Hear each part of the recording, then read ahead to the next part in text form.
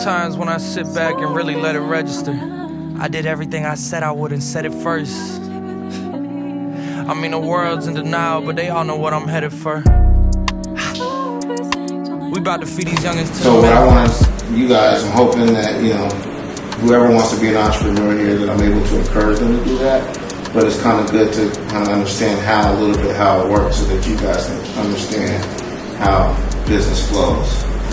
For me, first and foremost for me, and I don't know if your religious background, God is important to me, so I always stay praying and having faith. But just watching, I surrounded myself around people that had a little bit more than me, so that it pushed me, and that helped me set goals. And then I also, it was just something inside of me that I knew that I had more to offer, and I didn't want to be.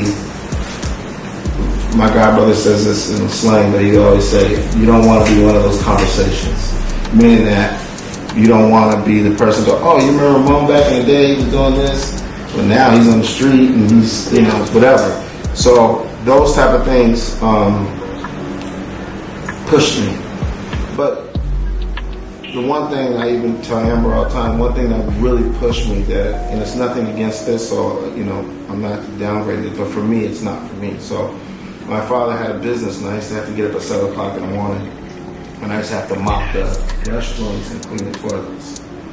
And I used to be mad, and I used to tell him, man, I'm the owner's son, you got me here cleaning toilets, but I had to do it. And then when I got older, I wrote him a letter and thanked him, because what it did is it created such an urgency inside of me that for me, it wasn't something that I wanted to do. And so I know that if I don't keep pushing to be successful and keep pushing and striving, that there's somewhere that I could go that I don't want to go. Did you always want to be an entrepreneur, or did it develop later on?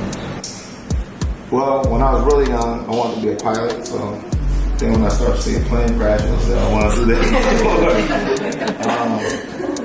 I played sports. I was really good in sports, so I did, in that time it was a little bit different to be like successful in basketball.